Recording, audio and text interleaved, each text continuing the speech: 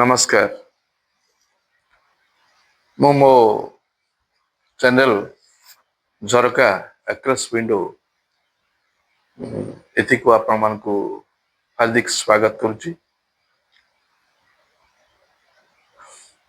Doctor S Sukhdev स्वागत करुच्ची। आजिकार जो रम्य रचना अच्छी से रम्य रचना शीर्षक हूँ राघव को भाई सावधान।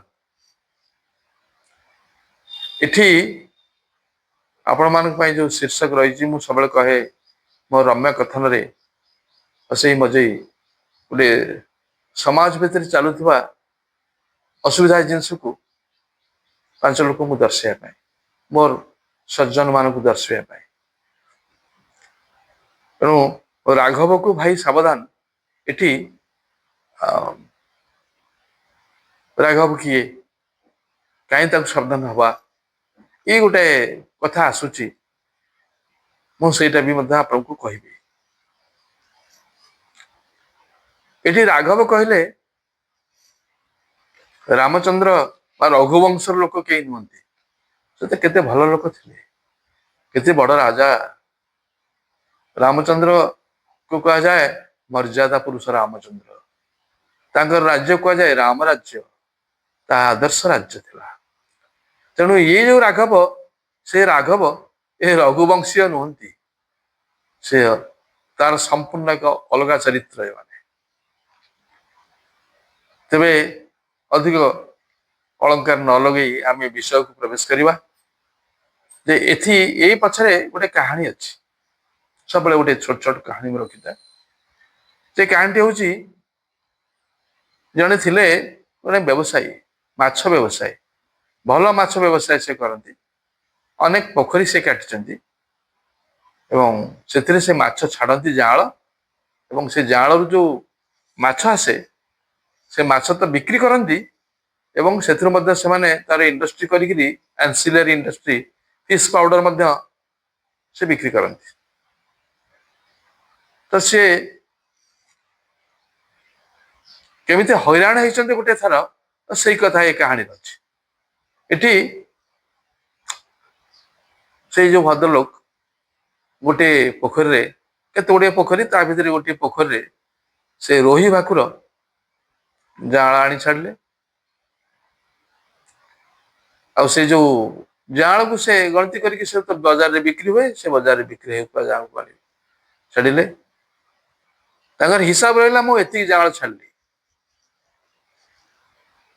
एवं ता मध्य से देखुले धीरे धीरे जाल माने बढ़ुचंती जाल मान से जो प्लांटन खाई भितर खाद्य भी दि जाए बढ़ुचंती प्राकृतिक उपाय अनेक जिन से दौले जोटा भल बढ़ुले धीरे धीरे बढ़ुले। तो आजिकल तो आम देखुचे पाग पगला हो गला एनवायरनमेंट इज लास्ट आमर जो पुराणा पाग जहाँ थिला से जिनस ना तेणु आम शुणुले जे उत्तराखंड होता बादल फटा वर्षा एबे तो ही निकट संवाद आमर ये जो बादल फटा वर्षा मत ये आम कलिंगा घाटी जो बंडा मान रही जो कलिंगा घाटी से घाटी पाखे बादल फटा वर्षा होल से लैंडस्लाइड बसुधा गुड़ा सब गली पड़ी रास्ता घाट बंद गोटे झरणा भी बाहरी पड़ी सेठू से माने ब्रह्मपुर को कनेक्ट करने लगिगला प्राय पाखापाखि मसे ठीक भाव से कथा हो पारुनी रास्ता मरामत हो पारुनी रास्ता भांगी जाऊँगी बड़ बड़ पथर जो खसी पड़ा से सब ठीक ठाक हो पारुनी। तेबे मु कहूँ यही बादल फटा वर्षा जो आगुरी तो वर्षा होता वर्षा हेले साधारण आम मुझे तो 1948 मसीह मोर जन्म से समय को जो वर्षा होता आम बादल फटा वर्षा कहूँ धीरे बहुत समय धरी वर्षा होता झड़ी वर्षा वर्षा भी हुए ता भीतर झड़ी वर्षा भी लगी रहे से बिलबाड़ी सब बुड़ी जाए आम कहूँ बदला एपरिक छोट छोट रास्ता जो कनेक्टिंग रास्ता सब ग्राम्य रास्ता थाए से भी बुड़ी जाए से बदल जो बदल जो आम जो पाट मानकर जो बड़ बड़ जोर थाए जो भास्ट वाटर मास से सब किसी किसी माछ मान रही से गोटे माछ मिले से माछ को कहते राघव बा आमे जदि आम ओडिया भाषा ठीक भाव कहवा गोटे बालिया बड़ बड़ धरण बालिया राघव बालिया भी कहते किंतु सी आम जब कह रघुवंशी से नुहति राघव बालिया से तार कौन है ना ये भद्रलोक तांकर गोटे पोखरी रे से बिलबाड़ी पानी जो बुड़ीगला से किसी पानी से आड़ी डेईकरी पशिला पोखरी भितर जो थे से छाड़ी जाल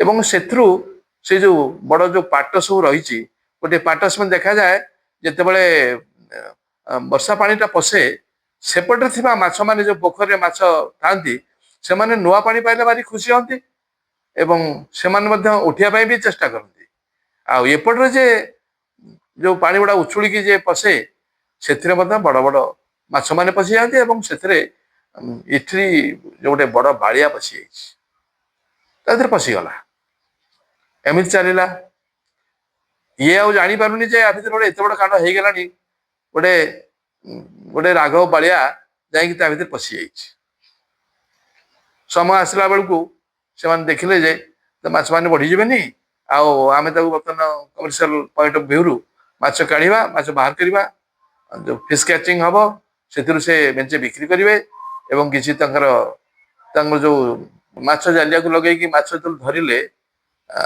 देखिले जे माछ मोटे नाही से मुंडरे हाथ दे बसला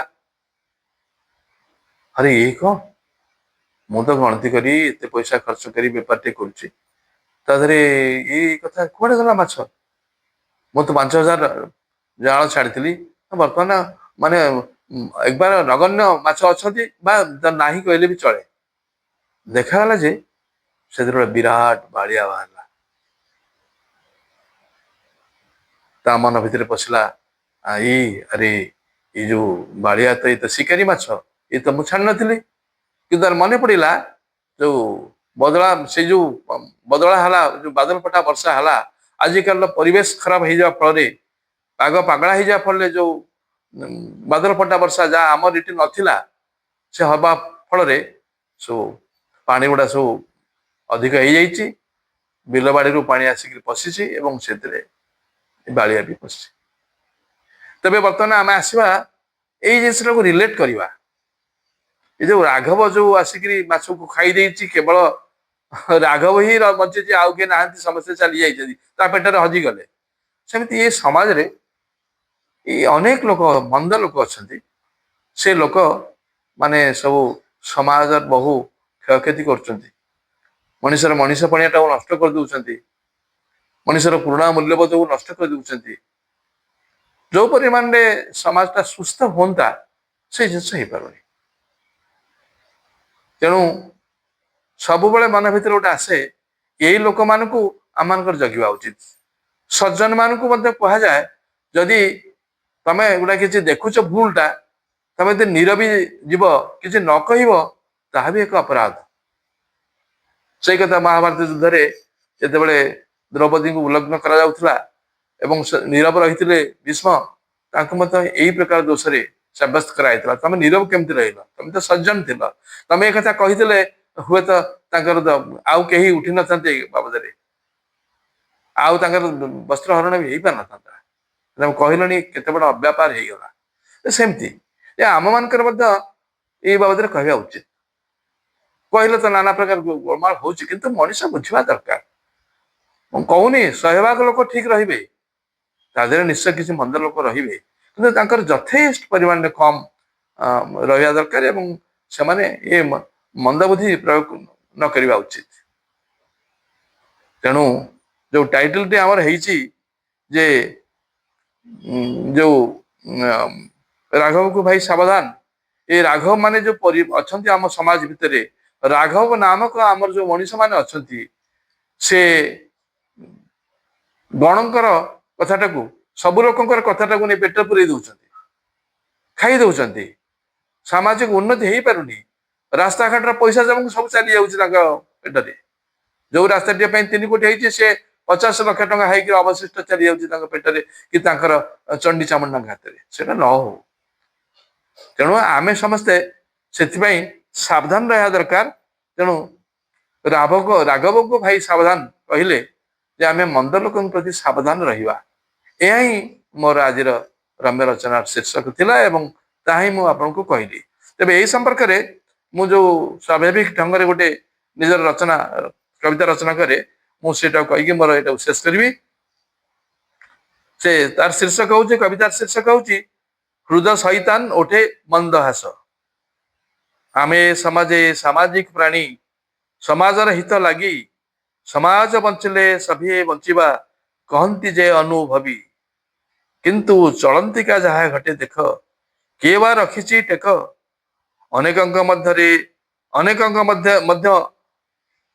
ମଧ୍ୟ ଜଣେ ବିଗିଡ଼ିଲେ ବିଷ ହୁଏ ପୟୋମୁଖ। ଗଣଙ୍କ ମଧ୍ୟରେ ଜଣେ ସେ ବଞ୍ଚିବେ କରିବେ ତାଣ୍ଡବ ଅବା। ସଭି ଜନଗଣ ସ୍ୱାର୍ଥକୁ ଚକୁଡ଼ି ପେଟରେ ପୁରାଇ ଦେବା। ଏହା ଯଦି ଭଦ୍ର ଜନକ ବ୍ୟବହାର ଲଲାଟେ ଚନ୍ଦନ ଚିତା। ହୃଦ ସୈତାନ ଓଠେ ମନ୍ଦ ହାସ ସେ ହୁଅନ୍ତି ଜଗତ ଜିତା। ରାତି ସାରା ବାପ ପୁଅ ଉଜାଗର ମୁଗୁରା ଲାଞ୍ଜୁର ମେଲା। ମୁଣ୍ଡ ଦେଇ ହାତ ବାପା ଚିନ୍ତା କଲା ଏଭଳି କେମିତି ହେଲା। ଜାଆଁଳା ଛାଡ଼ିଲୁ ରୋହି ଓ ଭାକୁର ବ୍ୟବସାୟ ଲାଭ ପାଇଁ। ଏ କେମିତି ହେଲା ସଭିଏ ଲୁପ୍ତ କେବଳ ବଞ୍ଚିଛି ରାଘବ ସାଇଁ। ଫଳ ଟୋକେଇରେ ସବୁ ଭଲ ଫଳ ଯଦି ଏକ ପଚା ଫଳ। ରହିଯିବ ତହିଁ ଶେଷ ସେ କରିବ ଏକଥା ଯେ ଜଳ ଜଳ। ଏଣୁ ସଜ୍ଜନେ ଥା ସାବଧାନ ଯଦି ନ କରିବ ଏହାର ଭିତରି କଥାର ତର୍ଜମା। ସଂସାର ଭିତରେ ଏଇ ପ୍ରହଳିକା ଓଗାଳିକି ଦିନେ ପ୍ରଗତିକୁ କରିଦେବ ବାଟ ବଣା। ଏଇଠୁ ମୋର ଏଇଟା ସରିଲା। ମୁଁ ଆପଣମାନଙ୍କୁ ଯଦି କହିବା କଥା ତ କହିଲି। ଏବେ ମୁଁ ବିଦାୟ ନେବାର ବେଳ।